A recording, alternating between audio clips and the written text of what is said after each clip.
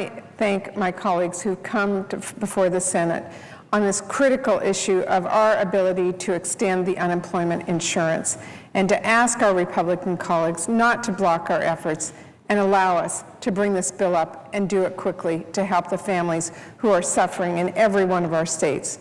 Because, Mr. President, this week we have an important opportunity and a need to address a real kitchen table issue for families all across this country. We have an opportunity and a responsibility to pass an extension of unemployment insurance, and in doing so, to provide a measure of financial stability to millions of Americans who have been laid off in the most difficult economic time since the Great Depression. We have the opportunity and the responsibility to provide peace of mind to families who are left without a job and nowhere else to turn and are so concerned about their future. Families who, right now, as we debate our ability to bring this bill to the floor of the Senate, are having a much more agonizing debate about how to make next month's rent or even next week's grocery budget if their unemployment runs out. Mr. President, for these families, this bill that Senator Baucus has worked so hard on to bring to the floor, it really helps them out.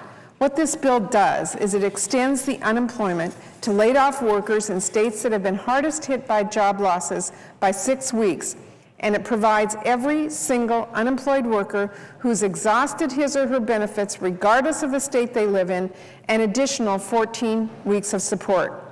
And it makes some critical changes to help our families. It makes clear that the additional $25 per week in benefits that Congress included in the Recovery Act doesn't count against someone who's seeking food stamps. Now, Mr. President, this bill could not come at a more critical time. This month, we have seen banner headlines in newspapers all across the country that make a very stark point about the tough climate our laid-off workers face today.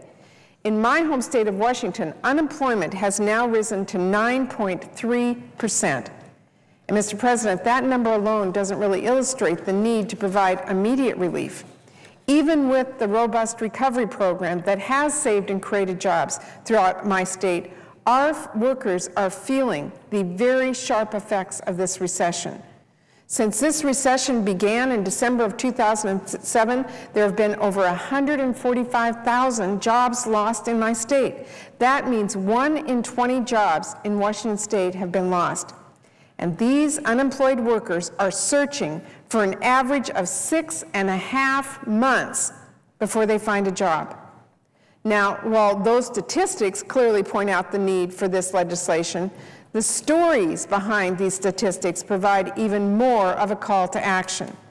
Stories of single mothers who are scanning the classifieds every morning and then having to search through coupons each night to afford to feed their family dinner. Stories of skilled workers with many years of education and the debt that comes with that, facing stacks of unpaid bills. Stories like that over the past few weeks, as unemployment benefits have become exhausted for millions of workers, have poured into my Senate office. Stories like the one of Wayne Ryan of Bonnie Lake, Washington, he shared with me. Mr. Ryan says he's a carpenter with 23 years of experience, who's been looking for work now for more than a year. In his letter, Mr. Ryan tells of recently selling all of his personal belongings, relying on food banks, and being on the verge of financial ruin through no fault of his own.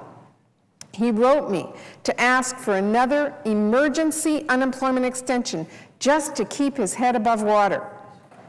Or Christina Cruz from Seattle, who received her last unemployment check just a few weeks ago. Christina told me she's been unemployed now for 20 months after spending 10 years in human resources. She talks of going above and beyond in her job search, a skill that she picked up as her career. But still, she said, interviews have been very few and far between. She told me she is stressed out and panicked. She says she is not interested in living off the government long term, but in the midst of this economic crisis, she believes we need to pass this extension. And Mr. President, the story of Angela Slott and her family from Oshuga, Washington. Angela's husband designs kitchens and has been out of work since last May. He returned to school, put out over 1,500 applications in different fields, in different states, and for every different type of job. Yet today, he remains without work. Now, the Slott family has taken out loans, used all their savings and unemployment payments just to stay in their home and provide for their 3 children. Without this extension, the Slott family calculates that they won't have their home by the end of this year. Mr. President, for these families and millions more like them, the question that haunts them every single day is, what will we do if this support runs out? Where will we go when our savings are exhausted, when the credit card can no longer make ends meet, when the bank won't wait for a mortgage payment any longer? Who do we turn to? Mr. President, in a time of national crisis, it's our job to make sure that we are answering those questions. And we can do that by providing a bridge to financial stability for families today. By the end of this year, my state projects that nearly 18,000 people will be in need of these benefits just to keep them afloat. You know, Mr. President, I personally know how important it is to have the government in your corner during financial times. When I was young, my dad had to stop working. He was diagnosed with multiple sclerosis.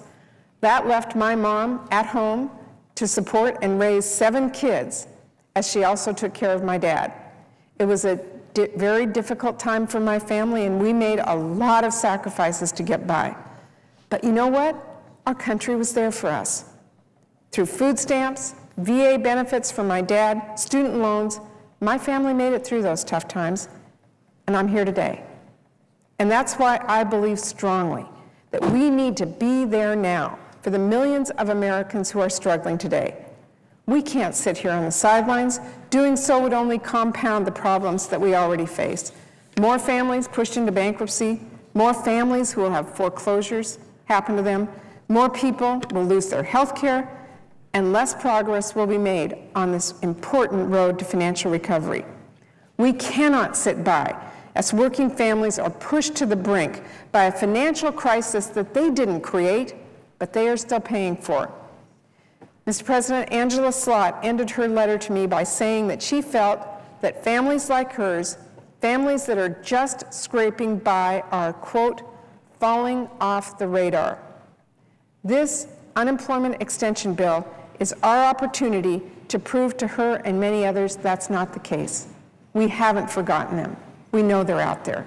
So I urge our colleagues to listen to the voices of their constituents. I ask our Republican colleagues not to block this effort, not to say no to these families, not to turn a blind eye, but to join us in passing an unemployment extension that makes sure that America's laid-off workers are not ignored.